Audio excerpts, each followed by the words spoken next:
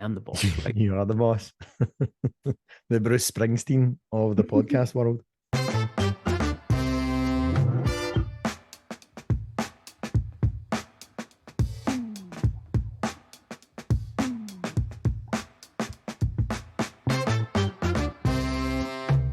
Hello, and welcome to a brand new episode of Not Another Whisky Podcast, the show where we talk a lot about whisky and a little about life, where we enjoy a dram, good time, and more importantly, we get to have a laugh while doing it. I'm Nicholas Polacki, and I'm back today with the man who's known as the Speyside Sipper, Mr. Mitch Bouchard. Hold for applause. Mitch, how are you? I didn't hear any applause there. What the fuck? Well, put that on you, mate. That was your opportunity. I'll put that in the edit. I'll just chuck some in there. Quite right. all of that's in post. Put it all in post. Exactly, mate. Exactly. What's going on? Oh, good, man. Another episode. Here we go. Let's get this show on the road. I'm not going to lie, Nicholas. I'm a little bit on the hungover side. Let's call it excessive brand loyalty to whiskey last night. You look like it. I do, right? I mean, it was quite a big night. I woke up this morning. I was like, "Whoa, yeah, I was drinking last night. That was a big one." Yeah. Well, it's all just kicked off here. Spirit of Speyside just started last night, so I went along with my good friends from the Downs Hotel up here in Aberlour, and they kindly gave me a seat at their table. So yeah, it was kind of the who's who of the whiskey business. There was about 350 people there up at Dallas Dew Distillery. So yeah, great night, a lot of fun.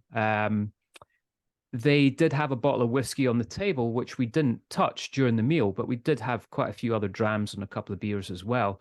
So upon leaving, I decided to grab the bottle of whiskey, and we drank about maybe 3/4 of it in the taxi on the way home. The taxi ride was only 40 minutes. So good times, mate. There you go. I'm just back from a 3-day drinking extravaganza across the Northeast. So I was up in Massachusetts and Connecticut last 3 days.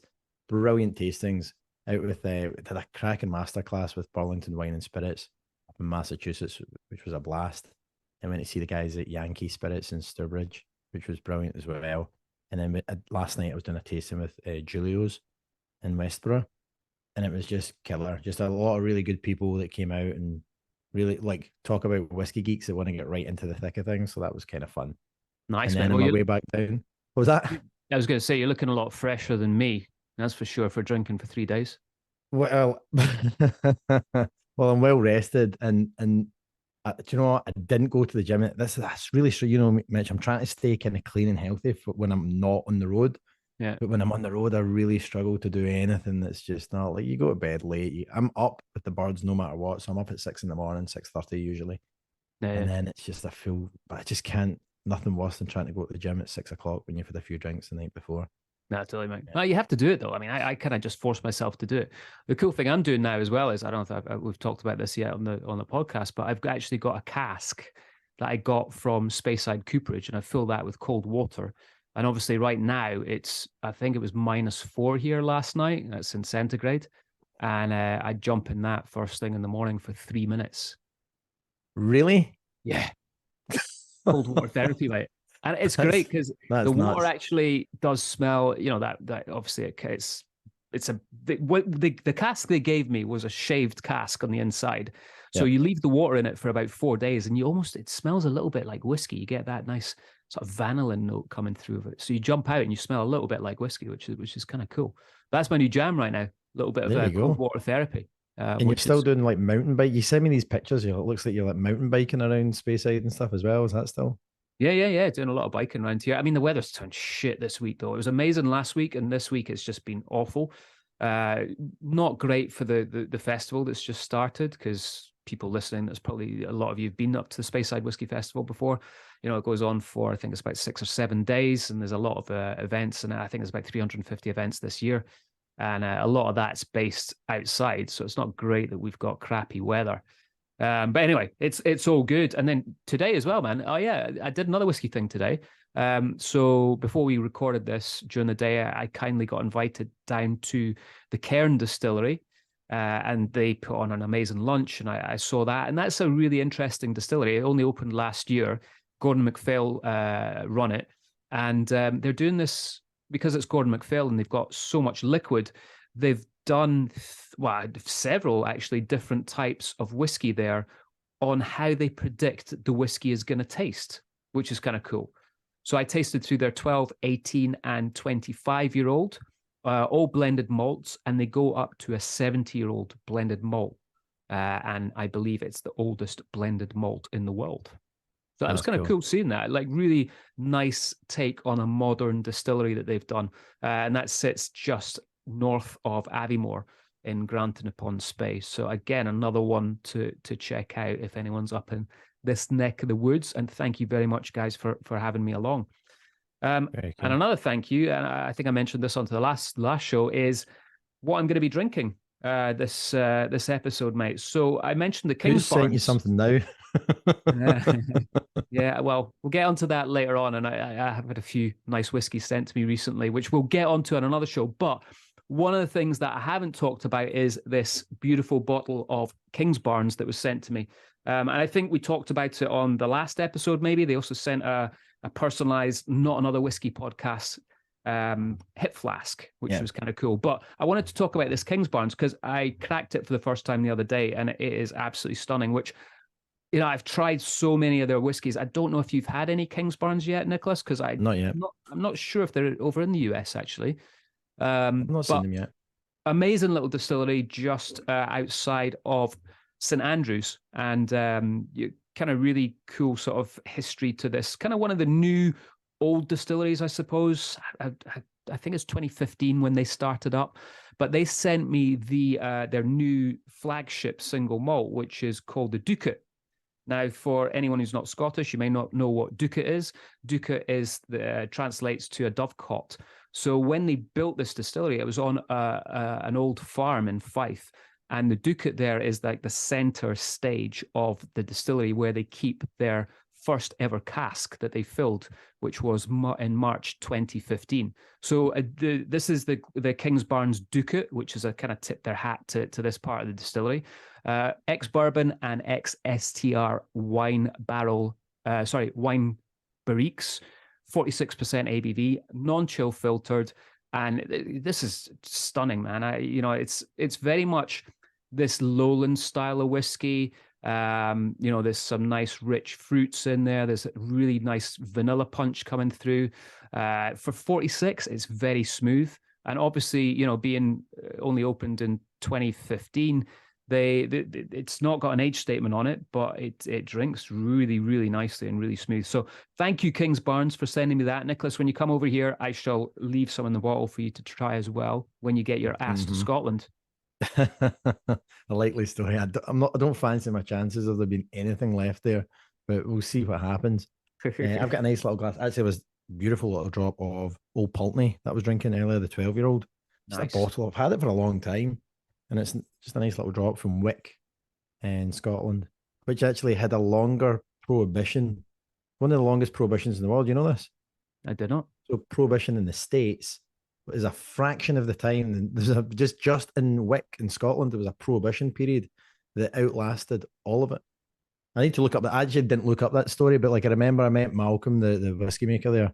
And he was like, oh, yeah, he told this story at a whiskey festival. And it always stuck with me. I was like, really? Yeah, I looked up at the time. But yeah, it was like 20 years or something like that, like of prohibition. So I'm actually going to be going up there soon in a couple of weeks. And our friends at Eight Doors have invited me around. So we're going to get a little soundbite from those guys and see what they're doing. I think they're the most northerly distillery on the mainland of Scotland now, all the way up at John O'Groats. So that would be cool to kind of hear what they're up to. All right, Mitch. Well, we've got a cracker of a show ahead. We've got some whiskey news, which we'll dive into here, as well as a little cheeky guest who's going to join us in the middle of it all. So let's crack on with what's been going on in the whiskey world. And first up, Mitch, probably some of the biggest news affecting the industry is that First Minister Humza Yousaf, the head of the SNP slush fund government, has delayed the botched rollout of the bottle return scheme in Scotland until March of next year. Yes. Now, I live in the States, so I'm just being a little bit cheeky here, but I can only assume this is because that they've been busy trying to explain off how they've been using Scottish taxpayer money to buy luxury camper vans for its finance chief, rather than actually creating policies to strengthen Scotland's most famous export, What are your thoughts on this one, Mitch? You're a little bit closer to obviously being there. I mean, I'm just so glad that they've pushed this back. I'm hoping it's going to get scrapped. We've chatted about this on the show before, and for those that haven't listened to the Billy Walker episode that we just released last week, have a listen to that. He puts his 2 cents in on this, which is really interesting to hear. Someone who's so big within the whiskey industry talk about this. I think it's a good thing, but they need to have a look at whether glass needs to be part of it. I also think that it will be good if the whole UK comes in, which I think is the plan for 2025. So I'm not quite sure why they wanted to push this forward just for Scotland. But yeah, I know there was a lot of people very, very nervous about this, and I'm sure they're going to be very relieved that it's been delayed. And I'm sure they're going to be hoping that it's going to be delayed even more once we get to that point. Yeah, absolutely. Now, Mitch, you sent me a little story this morning, which I thought was a great read about Scottish rye whiskey and some other new releases. I'm guessing this is just a laundry list of whiskies that folks are sending you, and that I'll never get to see the light of day. But what's new and what's tasty? What are you reading about? What you seen? Yeah, I mean, well, the first thing that caught my eye was a distillery that I visited probably about 3-4 years ago, and it's maybe one that people haven't really heard of because they've been flying under the radar, and it's Inchderny, and they're based in Glenrothes in Fife. A really interesting distillery to go around. Scott Snedden, who's the distillery manager, showed me around this, like I say, maybe 3-4 years ago, and they've released a rye whiskey. Now, this isn't the first Scotch whiskey that is made from rye. I know our Beaky did one. I want to say that was like 2019, 2020. So there is already a Scottish rye out there. This is 46.3% ABV, made up of 53% malted rye and 47% malted barley. And one of the things that Scott talks about is this Mirura, I think that's how you pronounce it, mash filter, and it's only one of 2 used in Scotland. And what this manages them to achieve is, because of this mash filter, they can process the rye at a higher level. So I haven't tried this yet, Nicholas. This isn't a whiskey that was sent to me. I just saw it, but stunning looking bottle, looks really cool. Scott, if you're listening, it's been a while since we've chatted. Send me a bottle, mate. I want to try this and see what's going on with it. It's not cheap. Begging. It's £110 for a bottle. So this is up there. They're going for Whiskey Exchange. They're saying here's going to stock it. Whiskey shop, Selfridges, Luvians, and specialty drinks. So yeah, it'll be interesting to try this. I'm sure I'll try it. And I don't know, what's your opinion on rye, Nicholas? Well, actually, I was fascinated, when we're talking to the guys, obviously about different varieties of rye from around the world. Yeah. When you look at Finnish rye and hearing about the kind of sweeter, lighter styles of that grain. Here, what we usually see in the States is that kind of American rye, Canadian rye, a little bit more kind of peppery notes and things like that. I think it'll be really interesting to see. I actually was interested just even in the still. It was a Lomond Hill still, which is very, I mean, I've really not tasted whiskies from a Lomond Hill still before that I can recall, which is, for all intents and purposes, a copper pot still that's got plates attached to it that allows very, very accurate pulls. Is a continuous distillation process, I think, as well, that they seem to be running through on it. But I need to do a wee bit of digging on that. It seems quite interesting. But yeah, have you know any other whiskies that used the Lomond Hill still? I couldn't think of anything. I would say. The only one that I think that runs it is Scapa, but I think they've taken all the plates out, so they just run it as a copper pot still. But if anyone does know, then give us a shout. Let us know. We want to hear from you. As always, Not Another Whiskey Podcast on Instagram. Yeah. Fun enough, it was created by actually just because Billy Walker was mentioning this, but because he worked for Hiram Walker as well, but it was actually created by somebody that worked in distillation for Hiram Walker, a guy called Alistair Cunningham. So it was used for batch distillation like a pot still, but it's 3 perforated plates which can be cooled independently, which help control reflux throughout the entire still and apparatus. Kind of similar to like a coffee still.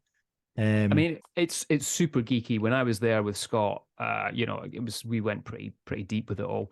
It's been a while. I need to dig out some notes, or maybe just get Scott on the podcast here to chat about it, because it's interesting stuff they're doing at Inchderny for sure. Yeah, cool. And actually, you're right. So Loch Lomond Distillery has them, Glenburgie has them, Milton Duff has them, Inverleven has it, and Scapa, you were correct, Mitch, is the other one. And in 2010, Bruichladdich Distillery installed the original still salvaged from the demolished Inverleven Distillery. And in 2015, new Loch Lomond stills were installed in Inchderny. So, yeah, cool. There you go. Right. Googling at its finest there, Nicholas. Well done. There you go. Googling, that was just recall. I want to go back to Spirit of Speyside, because talking about new releases, there has been a bucket load literally today. So this is hot off the press stuff that we're giving you guys. So Glenfarclas, I just tried it. They have selected a 2002 first fill sherry. It's 54.3%, limited to only 636 bottles. I just tried it literally 10 minutes ago. £220. It's good, as most things are from Glenfarclas. I was actually chatting to Callum, the distillery manager, last night, and he's going to come on the show. He's always great value. We might have to edit some of the stuff he says out, though, because he can get a little bit risky at times. He's pretty funny. Our friends up at Glenallachie as well, going back to Billy Walker, they've brought out 3 exclusive bottlings for the UK, but to coincide with Spirit of Speyside. So they've got a 2010 Oloroso Punchin that's come out, a 2009 PX Hogshead, and a 2008 Chinkapin barrel. So I was chatting to them about this, to Ronan, and I was asking him what his favorite is, and he said I think he said the PX was his favorite. So I might have to nip up there, since it's just up the road, and grab a wee bottle of that. And then it's punching above its weight. Oh, fuck's sake, honestly. How many cards do I have to give you for these dad jokes, mate? And then Glenfiddich has brought out 2 releases as well. So both 2011 bottlings. And one of them is a Madeira cask, which is pretty cool. 190 bottles of that, 63% ABV. These are both at £200 a bottle. And the other one is, again, like I said, a 2011. But get this, Nicholas. This is a non-sherry European oak butt. And they're apparently very new butts. I know you like new butts, but they're very unusual. I like big butts. In that they're, stop it, they're European oak and have a distinctly sherried character, apparently, but they've never held any sherry. They're saying the vast majority of the aroma and flavor of a sherry but comes from the oak rather than the sherry. And this is first-hand evidence of that. So kind of controversial. And this is interesting because I know Brian Kinsman talks about this a lot, in that the sherry doesn't influence the cask, and it's more to do with the oak type. So yeah, I mean, that would be cool to see that. And like I say, well, that one, there's only 190 bottles as well with that, and that's only available from the distillery again, because it's the Spirit of Speyside bottling. So there you go. That's a list. I'm sure there's going to be a load over the next couple of days coming out. I know Craig Ellicky always does a Spirit of Speyside bottling, so it'll be cool to see that coming out. And the great thing is, with me being here, I can run up to the distilleries and buy them. That's awesome. Actually, we need to look at getting Greg Glass on the show to talk to him about oak. He really geeks out and spends a bit of time kind of geeking out and stuff like that. But it's kind of interesting to think about the wood and the sherry influence, because I always thought that sherry, like, people talk to me about whiskey, it tastes like sherry. I'm like, it doesn't taste like sherry. Sherry tastes like oak. Whiskey tastes like oak. Like, it's a different thing, right? It's pulling the flavor profiles out of the wood, and then effectively the seasoning wines are leaving residual acidity and sugars and things like that in the wood that allows the new make spirit that will become whiskey to pull a different flavor profile out of the same wood. So I think that's a really interesting concept, though, to think about that. God, didn't Macallan just go buy a sherry house? They might have just blown 30 million for no reason. And they could have just bought the wood, saved themselves on the sherry. No, I'm sure all of these things play a part in the process. That's really cool, mate. Thanks for giving us a kind of rundown on that. There's a piece of news that came across my desk that I was giggling away about. It was just a Scotland story that just popped up, because I've got different kind of alerts from Google and things that kind of anything that funny or cool that happens in Scotland, they kind of want to hear about it. And this was something that was picked up not just on that alert, I then started to read it in the US news, which was kind of funny, but it's basically a story of an ultra marathon runner in Scotland called Joasia. I'm going to butcher her last name, so my apologies up front, but Zakarzowski, I'm going to say. So I know she's Joasia a big listener. Zakarzowski. She listens to the podcast all the time, mate. So She yeah, does. she's gonna be angry. To be fair, she sounds about Scottish as Nicholas Polacki. Do you know what I mean? So, but Joasia is a Scottish ultra marathon runner. So these are, for people who don't know what ultra marathon running is, these are people that run insane distances together, like 4 marathons back to back, 100-mile jaunts at a time, kind of thing. Except in this one, she ran the Great Britain ultra marathon from Manchester to Liverpool. Except halfway through, she was disqualified because she hopped into her pal's car for a couple of miles and finished third, accepted the medal, and then it was a GPS tracker at the end of all of this kind of flagged up that she'd basically done a mile or two right in the middle of it in under 2 minutes. And she had to kind of come forward and be like, oh, sorry about that. You'd have thought, like, fundamentally, is there any other sport that you would say, oh yeah, this is what I'm doing, and then hop in the car to Mate, that's unbelievable. out a couple of miles. Only someone from Scotland would do that. You know what I mean? It's like, I actually swam from New York to Edinburgh once. So I did the front crawl into business class and then landed 6 hours later. Did you get a medal for it? Guinness Book World Record. There you go. Right. Well, listen, I'm going to change tact here a little bit because, you kind of alluded to it a little bit earlier on that we've got a guest on the show. And again, I'm going to go back to Speyside here. And well, I suppose not just Speyside, but when we look at the history of Scotch whisky, it's always fascinating to me because we've got all this sort of illicit distilling that went on with all these smugglers, and there's all these amazing stories based around that. And one of the things they're doing for Spirit of Speyside, and they did this last summer as well, but they've got archaeologists that are up digging the site, the original Glenlivet site right now. And I was lucky enough to see it last summer, and I went up again the other day, and they're doing it again. And I got chatting to their head archaeologist, Derek Alexander. And Derek, just such a nice guy. We sat, we chatted, I recorded it. This is what he had to say. So, Derek, amazing to be here. Just to kind of paint a picture to everyone listening, we're sitting in the Glenlivet estate. We're overlooking Ben Rinnes right now with the old Glenlivet site right behind us. And I'm sitting with what I like to call the Whisky Indiana Jones. Derek, welcome to the show, man. Thanks for having me. That's great. Good intro. You like that? Yeah. I did say that to him before. And he's like, yeah, everyone calls me that. So sorry for being so predictable. No, okay. But Derek, I was up here last summer and I saw what you guys were doing with regards to the dig. So can you just explain to everyone what you've been doing up here? So we're digging the original site of George Smith's distillery. So he set it up in 1824 in his farm, and it runs until 1859 when they opened the current distillery down the hill. It's then sort of abandoned, and they move all the materials down there, and to increase the scale of production. So the site is effectively abandoned as a distillery, and in fact it's marked on the old maps. We know it was there because it says old distillery on the map, so even I could find it. So, I mean, many years ago, back in 1994, I came and did a survey of the site, just to plan, map what was on the ground. And we've always wanted to do a bit of excavation, and we got a project together with the Glenlivet called Pioneering Spirit, which is looking at the history and archaeology of early whisky making in Scotland. And from the National Trust for Scotland's point of view, that's really good because it's a good national story. But our estate has, we have about 1% of Scotland in our ownership. So as part of a big environmental charity. And on that estate, there are somewhere in the order of, there was 30 illicit whisky still, Bothy's sites, but we've increased that up to about 40 now, and there will be more. So we've been excavating illicit Bothy sites at Mar Lodge and Torridon and all these sort of places.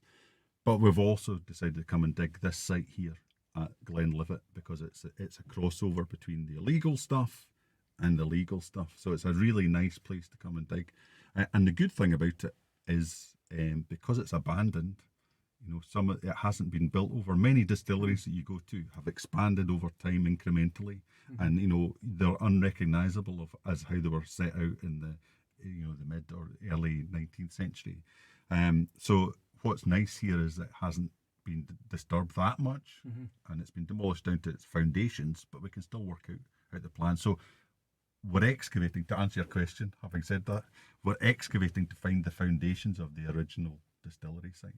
Beautiful. And, when I was here last year, you pointed out the way you thought the still house was. And I see today you've been excavating even more to uncover essentially the whole length of the distillery, right? Yeah. So, if you can imagine an old farm, it's set out in a courtyard format. So it's got a west range, a south range, and an east range, and it's open to the north, and it's facing, the open end's facing sort of Ben Rinnes and the current distillery.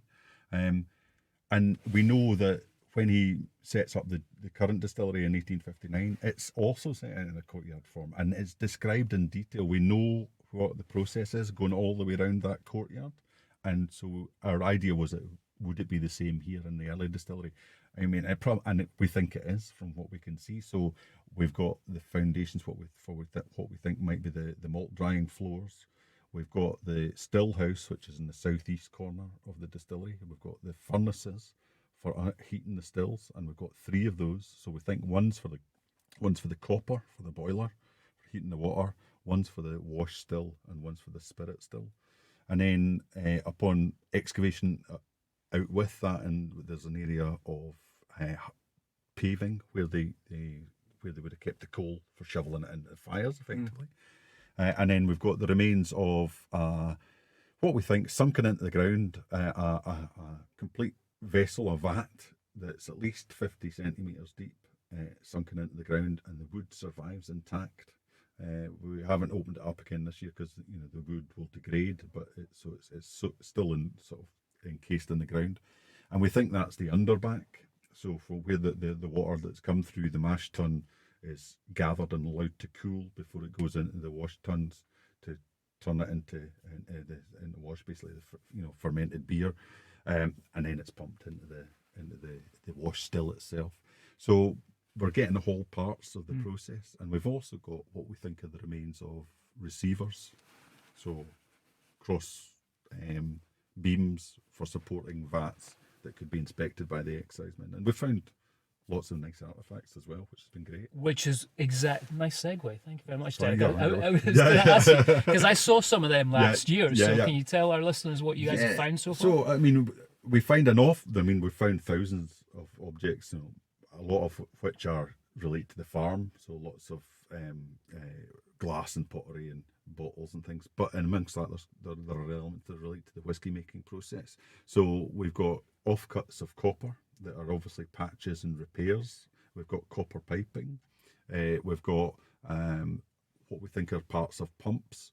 So the plungers for pumps, because all this liquid is being pumped manually or probably water powered around the circuit of the whiskey making process, and a valve, what we think is a part of a valve for closing off some of the tanks, and then we get some of the personal ornaments as well. So objects. So we're getting lots of clay pipes, lots of broken glasses, funnily enough, but not whiskey glasses as we would think of them.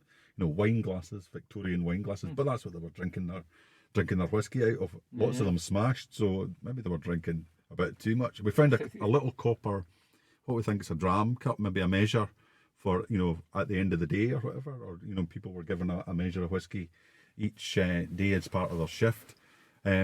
Probably the best artifact though we got was a little brass slider, and it had the word Gottlieb patent on it, and it's a slider from, when we checked it out online, it's a slider from a Gottlieb patent excise padlock, and this is a padlock that the excise office had created for them, and it's got a particular closing mechanism that allows the exciseman to check that it's not been tampered with, and this is a wee slider that would have gone, and we found that at the far end of the process, which we think is where the spirit still and the spirit safe was. So that fits in beautifully with the story, and you don't get artifacts like that very often. So from an archaeological, and in the same area we got a silver coin of George the Third, and that's George the Third's reign ends in 1820, and of course the distillery here starts in 1824, and it's just a nice segue into it. It's fantastic. Nice. That's very cool. How exciting is it for when you're doing a dig and finding someone like that? Is everyone just going absolutely crazy? Yeah, it's really good. I mean, because if you spend a lot of time as an archaeologist, you move a lot of soil and shift a lot of dirt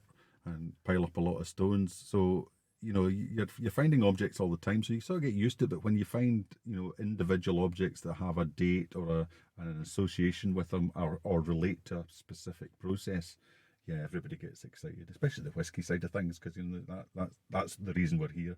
So we'd like to find more of that sort of stuff, which would be brilliant. So yeah, it's a good place to work, and it's been a great project. So you touched on this earlier, and the fact that this is a nice crossover between illicit distilling and legal distilling. Yeah. Obviously, when George Smith got his license in 1824. Let's talk about some of the illicit stuff that you've found elsewhere in Scotland. Has there been anything that's really got your juices flowing? Well, you know what? The thing that the contrast here is the scale. So when we're looking at this site, we're looking at sort of large scale production. The illicit sites are tiny; they're hidden away, and actually the amount of artifacts that we're getting from those, and we've excavated about 4 so far, is really quite small.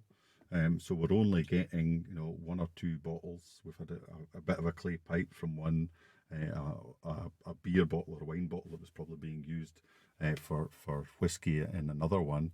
We've been taking soil samples to check if we're getting burnt grains of barley. We've taken hundreds of litres of soil samples. We've got 1 grain of burnt barley so far.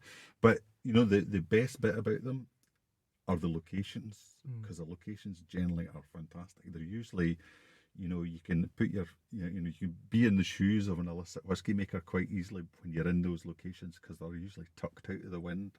They're hidden away beside a stream at the bottom of a waterfall.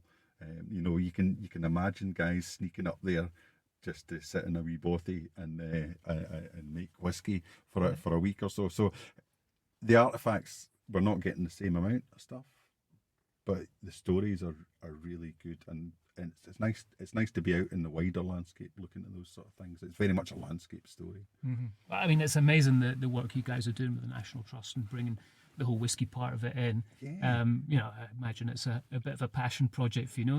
I think you're a bit of a whiskey drinker. Well, yeah, absolutely. And you know what? I've had a long-standing interest in the archaeology of whiskey. Having visited this site way back in 1994 to do an initial survey of it, that got me interested. And I went at the end, once I'd done the survey, checked out what is the whiskey making process. And then when I joined the National Trust for Scotland in 2000, one of our rangers took me to see an illicit whiskey site on the slopes of Ben Lomond, and I thought, oh, that's really good. And it's so it's been a project that's been bubbling in the back of my mind for many years, and I thought we must find a way to do this archaeology project. And people are more aware of it now.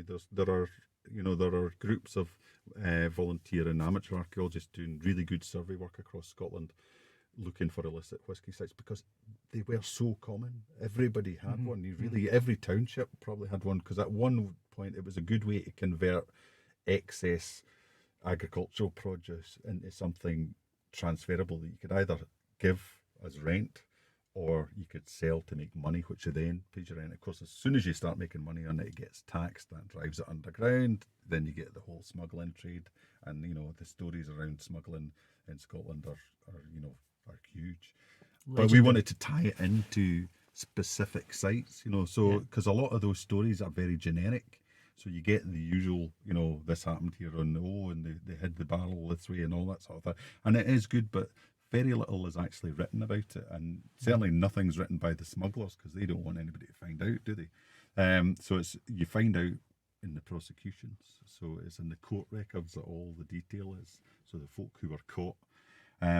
So finding these, the archaeological traces in the landscape is a really good way to approach it, because often these are the places that don't have any documentary sources about it, but it's a nice thing that because they're usually associated with a township somewhere close by. So yeah, a great link to the landscape. That's amazing. So I noticed here you've got a big group of volunteers. Yep. I think there's about 10 of you up Yeah, here. at yeah. least, So, right? so it sort of varies between 10 to 15 of us, sort of thing. Yeah. So I know there's people listening right now that are probably going, "How can I help you Yeah. out with? I'd love to come on a dig and Yeah, dig yeah, up yeah. some Yeah, yeah. illicit Yeah, yeah. stills in Yeah. Scotland."